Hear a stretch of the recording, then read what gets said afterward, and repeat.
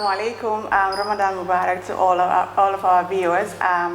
Welcome to a political hour with me, Fatou Sanyang. You are watching live and direct, Eco TV International, the People's Choice. And today on the political hour, we have a gentleman who is an aspiring candidate in the local government elections. His name is Bala Jaguraga from Ibotown, Jeshwang, aspiring candidate for Ibotown and New Jeshwang constituency. He was born in Serekunda, went to Serekunda Primary School, Kotu Junior Secondary School, then later proceeded to Gambia High School and did a business training, then later to Business Training Center, Gamcon Institute of Technology, and he's currently the Managing Director of Legacy Properties Limited. According to him, his agenda is to take back our destiny from political parties who have done for less to address the needs of the youths, women in general, of the world. So, Mr. Bala, you're welcome to this political hour. Thank you for inviting me. So, what inspired you to join the politics? Yeah, what inspired me? There are different factors, but first and foremost, I would like to greet all the viewers, and I would like to say Ramadan Mubarak to everyone watching this show, and also to our Christian brothers and sisters. I understand they are also doing their lentils. Also wishing them a happy lentil period. Anyway, coming back to the question, what inspired me to run for these councillorship elections? I am a youth and I live in Ibotown. Ibotown, New Jeshwang is one word. And this community has far been neglected and when it comes to development. And we've been represented since independence up to date. But we still remain in the same position, given the fact that whenever you made mention of the name Ibotown or Jeshwang, people look at you in a very negative light. I believe that living in Ibotown and being youths and able youths with the skill set, the energy and all the mental requirements for the position, I should definitely take part in it, because development would start with us. We have to start from the grassroots, engage the youths, engage all the stakeholders. That way we can start developing ourselves. And then of course later on we can invite other stakeholders, the government and individuals as well. Thank you so much.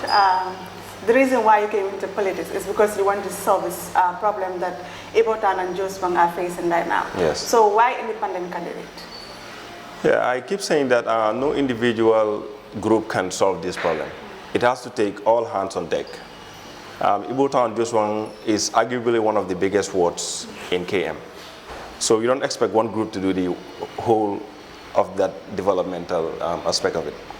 And we understand that party politics has also divided us in different colors, different tribes, and even religious wise. So going independent, we can attract everybody to join our team.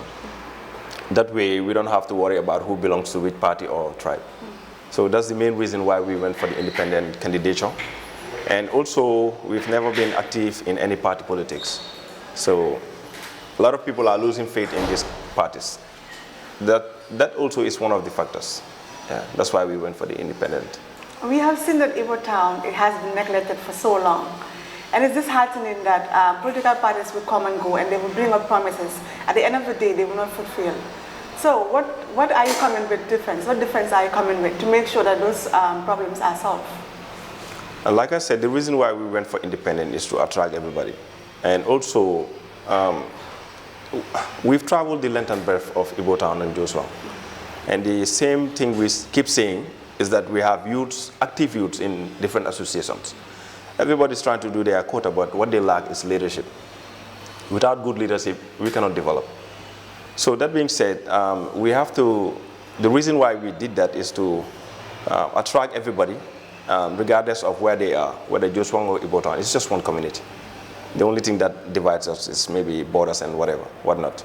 But at the end of the day, whatever happens in Ibotown affects Jeshwang, vice versa. So basically, that's it. Ibotown is huge. Like, for example, people don't know Ibotown. We know things like Jeshwang is part of Ibotown. So what are you coming up, policies, to make sure that Ibotown and Jeshwang are demarcated? Because we have one person representing Ibotown. That's the Jeshwang, Yeah. Yeah. It's just on what. So it's like Ibotan is neglected, it's not considered. It's actually considered to be part of Jeshwang. So what policies are you coming up to make sure that when it comes to demarcation, Ibotan has its own ward? Yes, actually that has to be done at the level of parliamentary. So that is not something that we can do anything about. But what we are aiming to do is to demarcate this Ibotan and Jeshwang into sub-wards. That way we can know what's happening at what area. Because given the fact that it's a big ward, you cannot be expected to be everywhere at the same time. So our plan is to redemarcate every sub-ward within these two communities, these two areas, and appoint someone to be responsible for whatever happens around that area.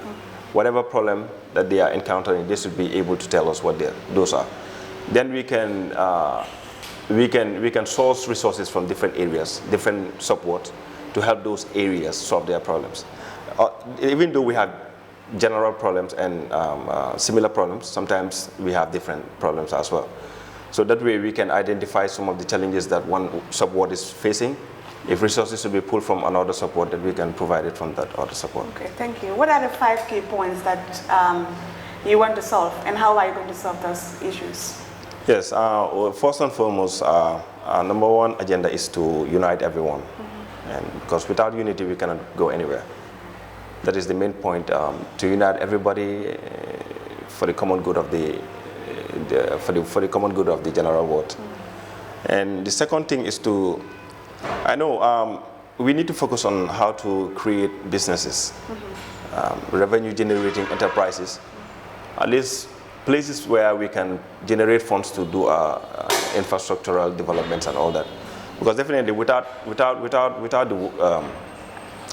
the funds, we cannot do any developmental projects.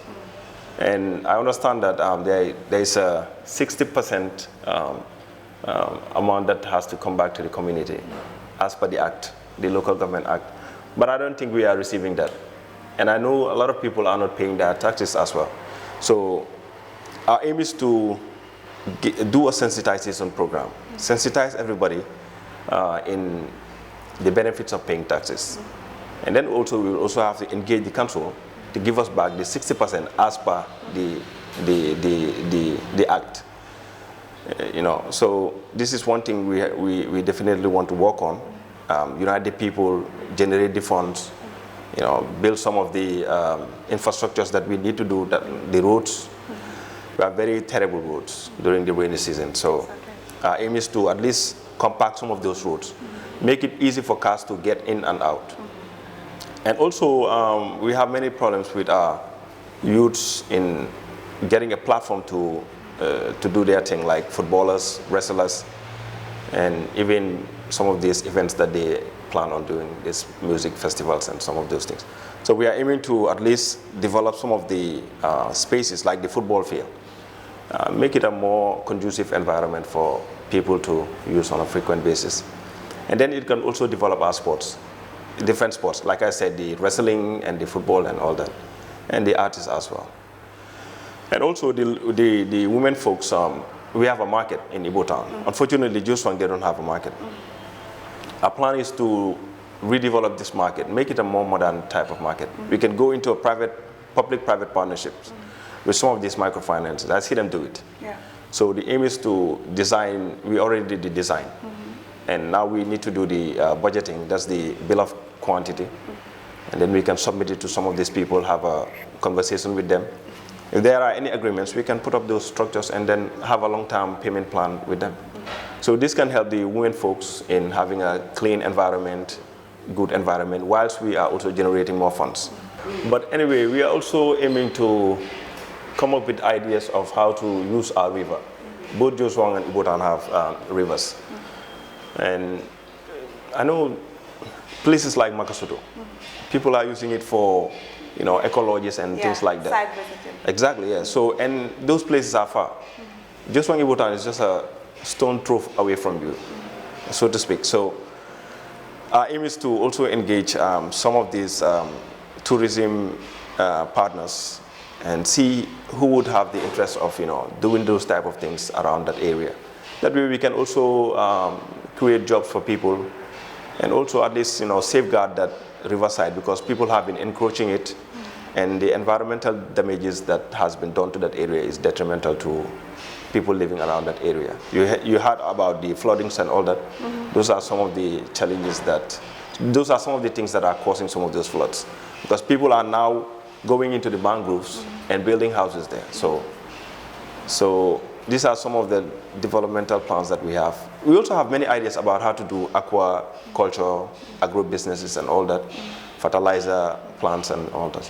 So there are many things that we are thinking about, and I definitely think we can bring changes. Yeah, thank you so much. I think like it's a collaborative effort. The problem in Ibotan is a collaborative effort. Like sometimes I believe it's also the people themselves that make the place worsen. Because you see somebody, you know, having a dustbin and removing it and throwing it outside. And also about the water, they would just take any kind of water and then just throw it in the streets. So I think sensitization is also important. It is, So how are you working towards that? Engaging the people, especially the women, on how to manage things like that? Yeah, well, most of the problems we are having regarding to sanitation is people leaking their soccer waste into the streets. And that is very detrimental to health. So what we are planning to do is, I know it's going to be a tough thing to do, it's going to be a challenge, but we definitely have to engage some of those people. Not everybody is doing it, but we have few people who are doing that, and it's affecting everyone.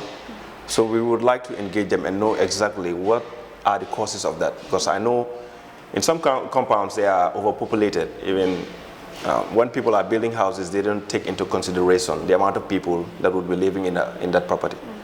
So if you don't provide adequate soccer waste, definitely you will be, you'll have to at least bring in the sanitary trucks every week, and that is not going to be sustainable. So, but we are aiming to engage them, know exactly what their problems are.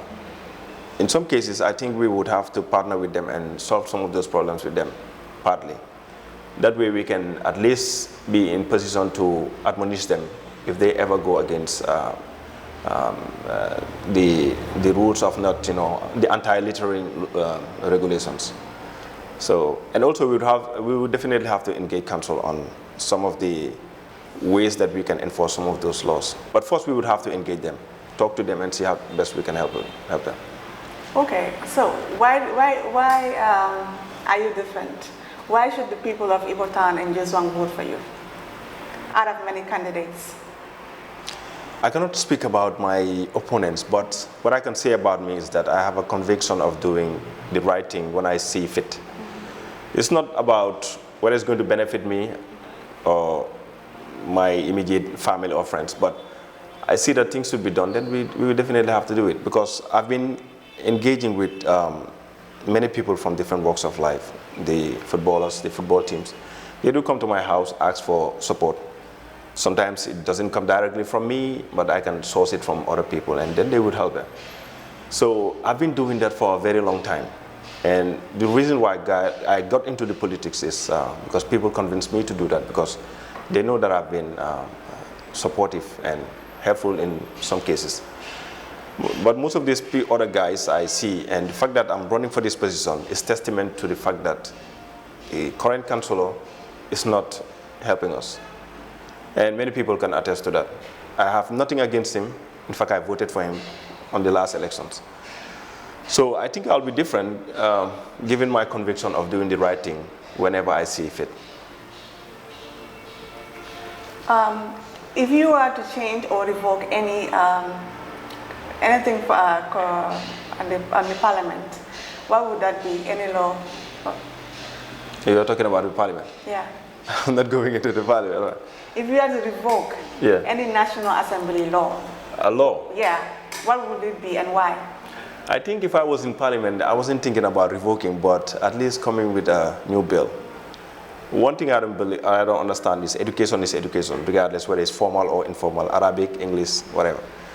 But one thing I keep saying is that we keep building schools, white elephants, so to speak. You go to schools, there are big classes, nobody's there. But then on the other side, you have kids going to Arabic schools.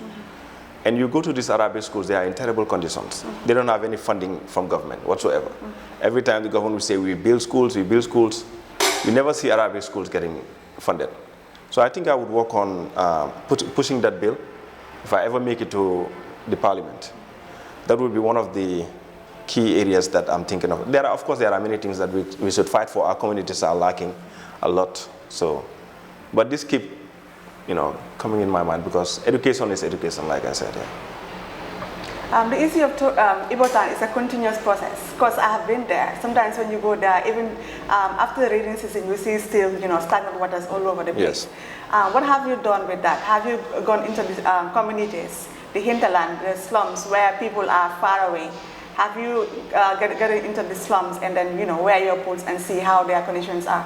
Have you sympathized with those people that are affected with the floods? Yes, we have. We have definitely done that. In fact, the last time I didn't make mention that we have an association called Ibotan Community Development Association, which I am the president, by the way. And we did engage other relevant authorities, associations within Ibotown, KMC, the mayor, and also the MP, Mr. Sirisar, and also the Alcalo as well. We did went on a site visit around the hinterland area, as you made mention. And yes, we've been there many times. So, what advice do you have for voters out there? My advice to voters is, I keep saying that this is one of the, if not the most important elections for Ibotan and New Jeshwang. This is where we start. This is where we take our destiny back. Because we left it in the hands of people who have no interest in helping us. And now is the time for us to do that change, and the change starts with us. So my advice is to all the youths. I know a lot of youths would say that, didn't win, because we did have a very massive turnout on our nomination day. It was really impressive, to tell you the truth, and that is not the case. We need to go out and vote. If we want change, we definitely have to vote for it. That's the reason why each one of us get one vote. So I'm urging everybody to go out. Let's do the voting. Let's start bringing changes to our society by giving us this vote. We definitely need it. So that's my advice to everybody. Can you come up with your points again? What are the main things that you want to solve? First, I want us to unite. There's unity. We need to create revenue-generating businesses or enterprises. It can be anything from market, football fields, and clinics, and maybe sanitary trucks, bakeries, and also we need to unite everybody under one banner. That is I think I started with unity, so it can still cover for that. And also we need to bring businesses like the agro-business that I made mention of, the aquaculture, and also what is the other thing? I think our aim is to I don't know whether we have to edit it because I need to think about all of these points. What can I say? What are the key points in your manifesto? Yeah, I think I'm getting lost in that question. What are the key points in your manifesto? The key points in my manifesto is one, unity. Two is the economy, the infrastructures, and also sports development, and sanitation. Okay. Yeah, those are the key points. So if you are elected in power, what are the things that you're going to do for women in Ibotan? Because I know Ibotan has a lot of hardworking women that are involved in different sectors. What are you going to do for the women of Ibotan? Are they inclusive? Yes, of course they are. I made mention of the market, and we all know that markets are mostly run by women. So if we can make the market a conducive environment for them, it's going to help them a lot. And also this aqua business, aquaculture, is the rearing of fish in artificial areas. So I know a lot of people buy catfish, and sometimes they'll send it to Europe, America, and they make a lot of money out of that. So aquaculture is a very conducive business for those type of fish products. So we are aiming to engage some NGOs and partners to see if we can do those type of businesses around the riverside So that way women can be engaged in active businesses and also make revenues out of those businesses. Because I understand that many women are paying for their kids' school fees and even fish money in most cases. So we definitely need to figure out how to help these women make more money and make more funds to take care of some of those family issues. So, and also the garden as well. We definitely plan on helping the women on setting up greenhouse gardens, because that way you can grow crops the whole year around. So these are some of the places that we are aiming to help women, and also fixing the roads. And because you wake up at 7 a.m. or 5 a.m., you see the women struggling to get to the markets. So yeah, so some of these development plans would help women in many ways. Okay, another question. If you do not win this election, I'm not saying like you are not going to win, are you willing to work with other candidates to make sure that Everton is developed? Because I feel like Everton should be number one priority than, me being in the position. Yeah, definitely. I would definitely want to work with them, given the opportunity, because at the end of the day, whoever develops Everton is not going to benefit that person alone. Everybody would reap from that benefit. So. Yeah. So if whoever wins the election, I'm definitely down to help them in whatever capacity that they want me to help them in. Yes. Okay. What final words do you have to say to people that are in politics and they think like they're going to encourage chaos, problems, hate speech on social media and all of that, and it's elections, and elections do come and go. So what advice do you have for people out there who feel like they have to use hard wash on people towards other candidates? Well, what I need to say to those people is that I keep hearing the word, people saying that politics is dirty, politics is salty, and those type of things, and I don't actually believe in that. Of course, there are different ways of doing politics. It can be done in a negative light, it can be done in a positive light. But since we started our political campaign, we started as independent, we knew it was going to be hard, and it has been hard. But we keep telling people what they understand and what they really believe is true. And the message is resonating with them. Because whatever we are telling people is what would benefit them and us. So we don't have to go after anybody to assassinate them or anything like that. We keep sticking to our agendas of how to move our community forward. So I believe if anyone like, I think my political godfather in that sense would be Doi, because they keep saying the same thing, they never change. They are true to their beliefs. So I've been brought up like that, so nobody can sway me into going into dirty politics. And I see people tearing our flyers. I keep telling them, look, even if my main rivals want to paste their flyers on my gate, I don't have any problem. They can go ahead and do it, because that is not how you win the election. You win the election by people voting for you. So you keep telling people the truth, and you don't have to be negative. So that's my way of thinking, and I believe if we can win this election doing that, anybody can win it doing the same thing. Yeah. So maybe I can be an example to that. So let's just watch and see how that turns out. To me, your personality seems to be very calm. How are you going to solve the problems? I believe that you have to be that fierce and hard in order to solve people's problems in the Gambia. Yeah. I believe. You believe that? You know my name, right? My name is Musa. Okay. What is associated with Musa? Strong-headed? Yeah. Yes, it doesn't show from the surface, but underneath there's that stubbornness there. So trust me, it's just the cover of the book you are saying right here. So what final message do you have overall? My final message is to, of course, thank you for inviting me to your show, and my sister Hadi for putting this up. And I would like to thank the people of New Jeshwang, Ibo Town, everybody who came out, my team, of course, Team Bala, for putting up a very good campaign so far. Everything is so good.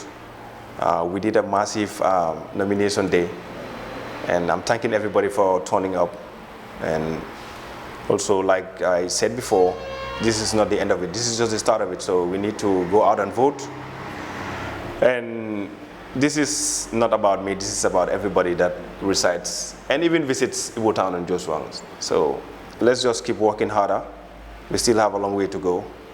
Even if we win the election, we still have a very long way to go. Yeah, exactly. So let's just keep pushing, and inshallah, by the grace of God, we will get there. Thank you.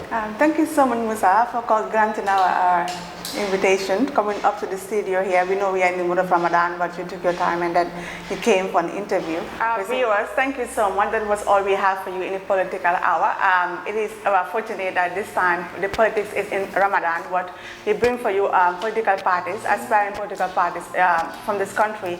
And we say thank you to Musa for giving us this opportunity to come to the studios. We know we are in Ramadan, month of Ramadan, but he makes sure that he accepted our interview. Thank you so much for watching. I was Fatisanya, your host for the political hour. I'm saying good luck to all the aspiring candidates. Good luck to Musa. Thank you so much for watching.